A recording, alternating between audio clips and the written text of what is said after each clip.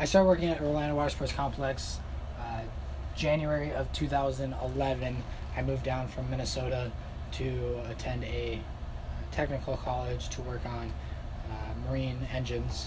While I was in school there, I picked up a part-time job at the Orlando Water Sports Complex and graduated school and continued to work here, worked my way up, and eventually became a manager. And I run all the events for the Orlando Water Sports Complex, everything from the competitions to any activities or anything like that we do. Our first event of the year is an event that I created, I started. It's called Cable Games, and it's the first contest of its kind to be brought to the cable aspect of wakeboarding. I also organized the National Points Chase competition for the Orlando Water Sports team, and we compete every year at nationals to see who is the best cable park. And I run the event in the wintertime called Slider Spectacular. That is another grassroots amateur competition for upcoming riders.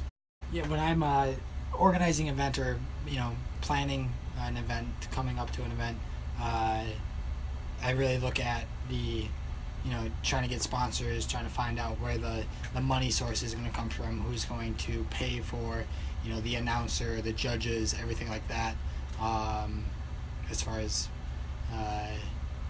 making sure that you're going to have enough audience, enough participants, is really the toughest part of organizing an event. You can never plan on how many people are going to participate.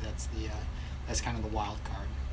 Typical event day responsibilities include everything from making sure all the employees, whether they're the announcer, the athletes, the judges, whatever it may be, everybody that you've hired to help run the event, making sure that they're doing their job right, that they're on time, making sure the event stays on time is huge. It's very critical.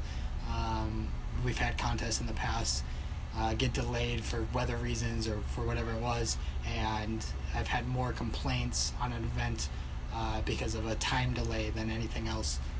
So making sure that your employees, all your workers are staying on time and doing what they need to do is the most important responsibility during the event. So like I said, we've had weather issues or employees not showing up on time to help the event run smoothly, and really as a event coordinator, the only thing you can do is try to step in and either find somebody else last minute that can maybe take on more than one responsibility. If they already have one responsibility, try to get them to help out in the area that's lacking, or step in yourself and cover that section until the employee or until you're back up to speed and everything's running good again. For us, the most difficult part in planning events is finding sponsors. That's every year that's the biggest challenge. Finding sponsors that, in my opinion, add more to the event. It's easy to find people to donate, a gift certificate to a restaurant or whatever it might be, but finding a company that is willing to come up and set up a vendor space to advertise their product,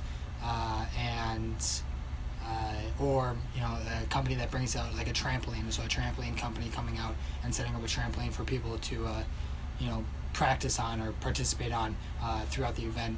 A lot of things I think people forget about when organizing an event is that the event is great for those who are there and have a dire interest in that activity or sport.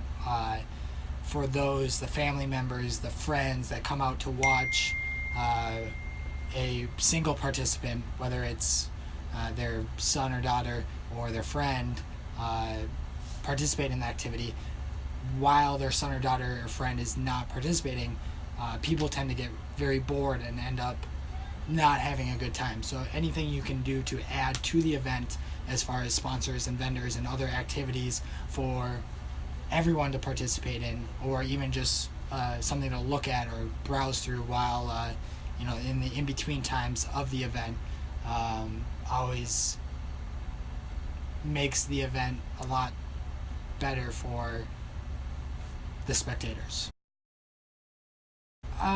I wouldn't say that I would.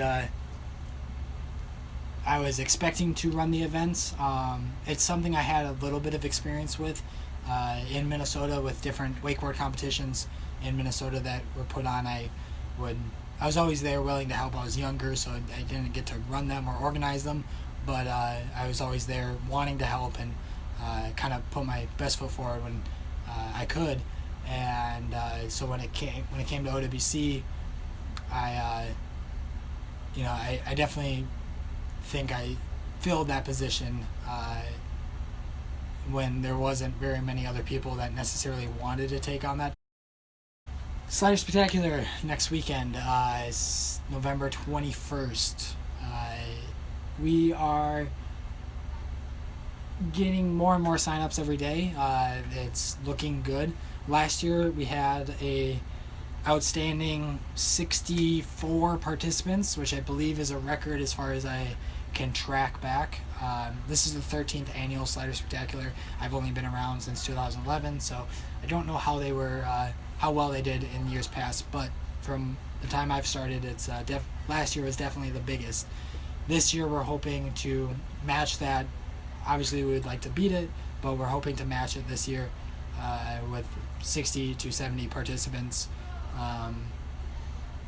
And the sponsors have come around fairly well. We actually will have more vendors, more people setting up booths and tables and different things for the spectators to do throughout the day and hang out and have a fun time. So it is looking good, and we're hoping the weather stays clear.